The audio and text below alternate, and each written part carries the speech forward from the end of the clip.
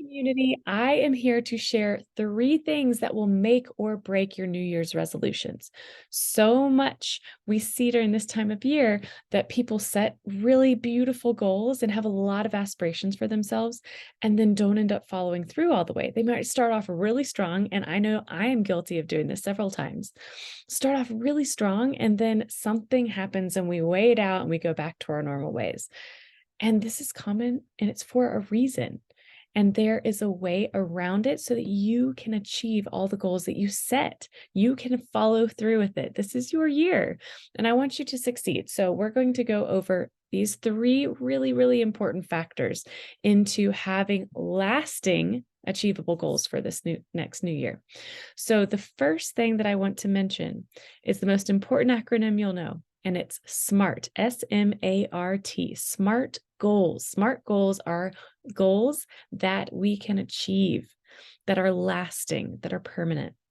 So, what each of these stands for: S for SMART stands for specific.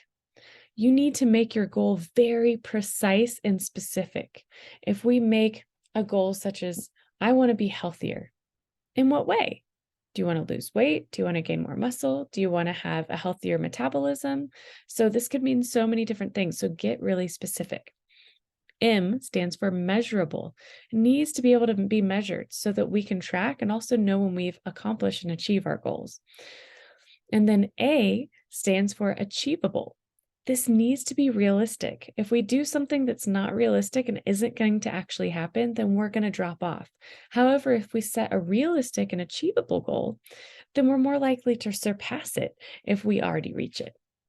So R stands for relevant. And this is about, what is the bigger picture? You need to know the why behind your goal and make sure that this SMART goal you set is relevant to what truly matters to you. And then T stands for time bound. This is one of the most essential parts. If we don't create a parameter around this, oftentimes it just floats off. So when we say that we want to, let's just say, lose weight, pick a time frame. I want to lose 20 pounds in the next 6 months. Picking a time frame helps so much. Also, if you say, I want to start going to the gym more, pick days and times that you commit to yourself to doing that. You are so much more likely to follow through when you are very specific with your time as well. So, SMART goals. That's why whenever you have a New Year's resolution, just thinking one sentence up in your head doesn't usually give us enough foundation for us to succeed in it. So it's really good to take the time to either journal about this or to at least reminisce on these parts. So SMART goals, number 1. The second part of this is, Rome was not conquered in a day, right? So your goal should not be tried to be conquered in one day. If you want to get healthier, then you don't want to try to change everything January 1st. I'm going to work out 6 days a week, even though I've worked out none for the past 5 months. I'm going to change everything about the way I eat. I'm going to do, if you change all these things so fast without giving yourself time to learn and adjust and adapt, then you're more likely to fall off. But instead, if you start by just one simple action and you create a plan, then you are going to have longevity. So, for example, if you want to get more healthy and your specific goal is that you want to lose weight, maybe start with just adding in another 2 days of walking per week and set it up where in 2 weeks, you're going to have a notified on your phone reminder of upping that to 3 days. And then next month, you'll change the way that you eat, and you can add in some more vegetables, and then you're going to take out sweets. So it's one step at a time. When you do this, and trust me on this, I've seen this over and over again in the coaching industry. When people try to do it all at once, they burn out on it. They burn out of that complete change. So if you make this more achievable for yourself, you will be resilient through it. All right. So the third one, and this is probably the most important, is get accountability.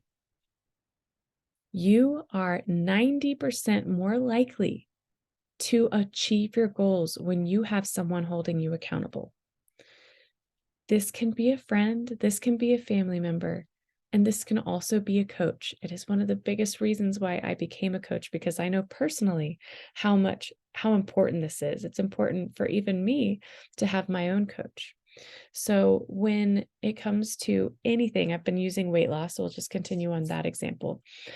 When we are learning how to do this and we are exploring and we maybe drop off the boat, we don't go work out, we eat something we didn't want to.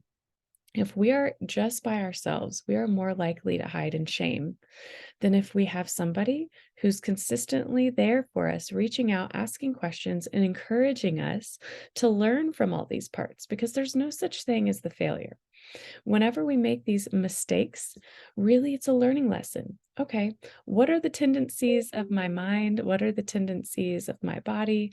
What are the excuses I like to make? Because all of that is experience that we're learning so that we can overcome it. If we don't have any of those experiences, then we have nothing to learn. And we all know that everybody has something to learn. So this is my recommendation for when you set your goals this year is make them smart. Make sure you're not trying to build Rome in a day, and then find accountability, whether it's with someone you know or with a coach that is trained to do that. These are the ways that you are going to be successful this year. I'm so excited for you. This is your year to be the most empowered you have ever been. And I'm here to support you always. Reach out to me. I am sending you so much love and blessings and wishes for a happy new year.